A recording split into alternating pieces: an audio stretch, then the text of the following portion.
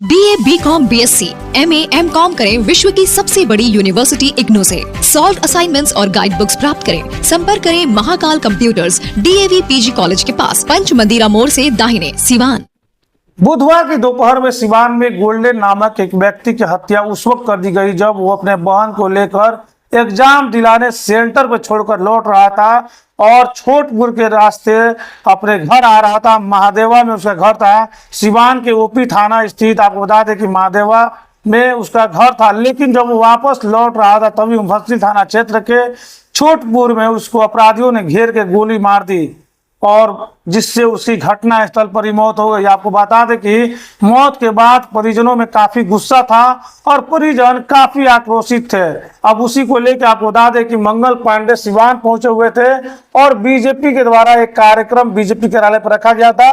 ये कार्यक्रम, आपको बता दें कि ये कार्यक्रम विजय लक्ष्मी कुशवाहा के जीतने के उपलक्ष्य में था।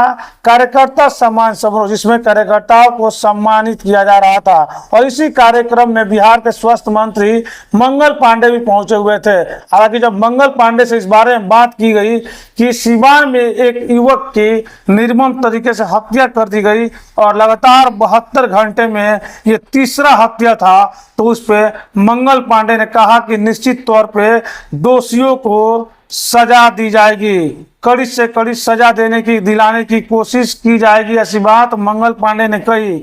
लेकिन आपको बता दें कि मंगल पांडे आज भले ही दोषियों की कड़ी से कड़ी सजा दिलाने की बात कर रहे हैं, लेकिन मंगल पांडे जी, आखिर ऐसा क्या होता है कि जब आप लोग सत्ता से बेदखल होते हैं और जब राजद और जदयू की सरकार बनती है तो तुरंत आप लोग ये कहने लगते हैं कि जंगल राज है, जंगल राज है। और आज जब लगातार 72 घंटे में आपके गृह जिला सिवान में 3 हत्या हो जा रही है, तब आखिर आप इसको जंगल राज क्यों नहीं कहते? आखिर क्यों तब आपका भाषा जो है, आपकी बोली जो है वो क्यों बदल जाती है?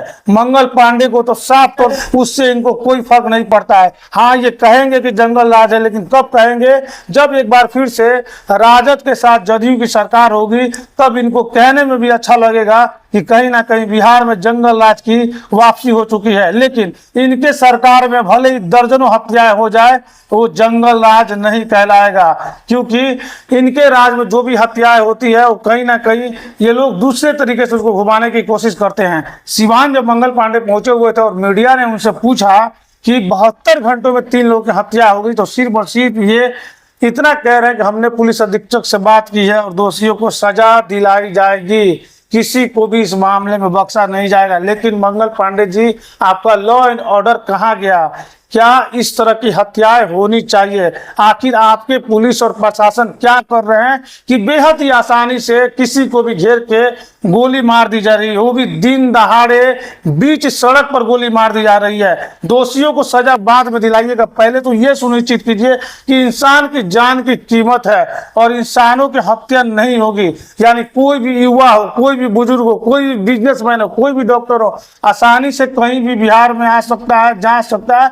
पहले तो आपको यह सुनिश्चित करना चाहिए। वहीं दूसरी तरफ आपको बता दें कि मंगल पांडे इसी बयान में आगे बोलते हुए बंगाल के बारे में बात कर रहे थे।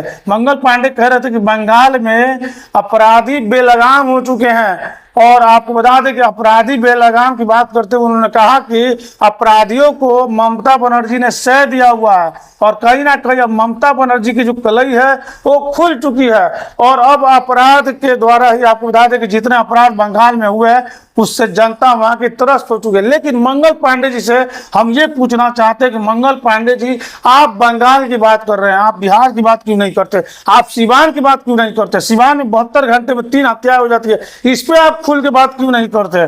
ये तो वही दोगली नीति हो गई आपकी। एक तरफ आप कहते हैं कि बंगाल में अपराधियों की साठगांठ, अपराधियों की सरकार है और दूसरी तरफ हत्याएं आपके यहाँ होती है तो आप कुछ नहीं कहते, चुप्पी साध लेते हैं, सिर्फ कहते हैं दोषियों को सजा दिलाई जाएगी। आप ये सुनिश्चित क्यों नहीं करते हैं कि इस तरह की घटना को अंजाम नहीं दिया जाएगा? फिलहाल आपकी इस पूरे खबर पर क्या रहा है, कॉमेंट बॉक्स में लिख के जरूर बताएं। और देखिए मंगल पांडे क्या कुछ कह रहा है। अपराध होता है और ऐसी दुखद घटना घटती है तो वो बहुत दिल को तकलीफ पहुंचाने वाला है। और ये जो घटना अभी घटी कुछ दिन पूर्व,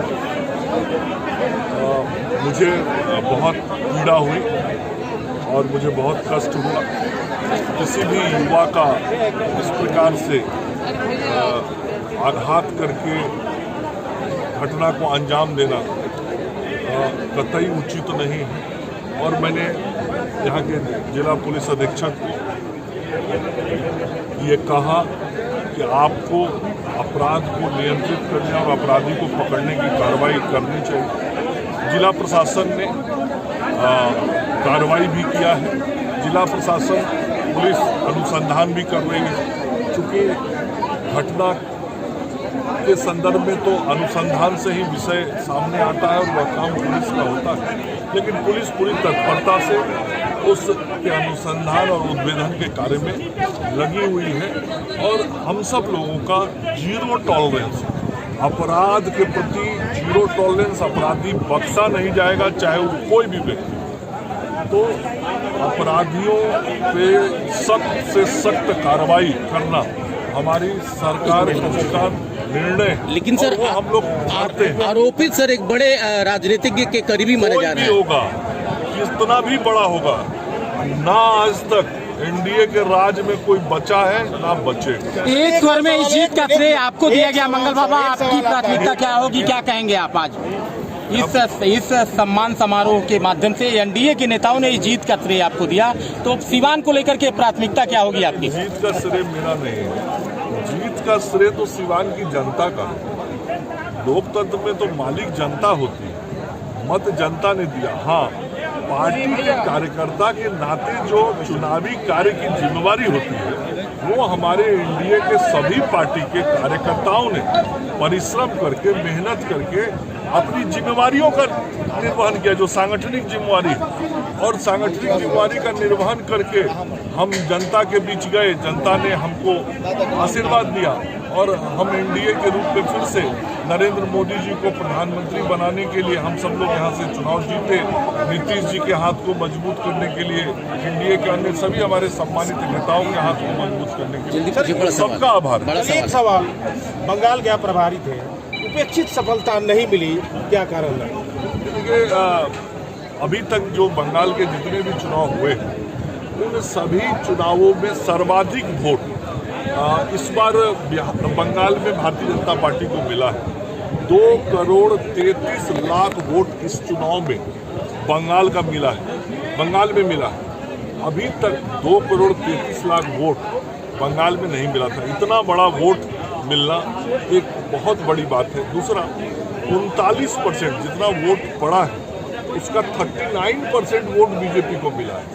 यह बहुत बड़ी सफलता है। तीसरा, 90 विधानसभा क्षेत्रों में हम 1 नंबर पर रहे हैं इस चुनाव में और 146 विधानसभा नहीं करा देती है और इस गुंडा सरकार से मुक्त नहीं करा देती है, तब तक भारतीय जनता पार्टी पूरी ताकत के साथ लड़ती रहेगी। और इन गुंडा राज को, जो कटमनी का वहाँ राज है, जो पुलिस तंत्र का राज है, उस राज को अब उनको गुंडा राज और कटमनी राज, मैं उन्हीं को तो बोल रहा हूँ। मुख्यमंत्री तो वही है, ममता बनर्जी तो मुख्यमंत्री है। मैं उन्हीं को कह रहा हूँ और हम ही नहीं कह रहे हैं। 39% जनता ने वोट दे के कह दिया कि तुम खराब हो। 2,33,00,000 जनता कह रही है कि आप खराब हो। तो आज ये स्थिति है और उस निरंकुश सत्ता को, निरंकुश शासन को, जो जन विरोधी सत्ता चला रही हैं, उनको उखाड़ने तक भारतीय जनता पार्टी का एक एक कार्यकर्ता दृढ़ संकल्पित होकर उस सरकार के खिलाफ लड़ाई लड़ रहा है और उसके उखाड़ फेंकने तक हम लड़ेंगे। बंगाल को विकसित बंगाल बनाना हमारा संकल्प है।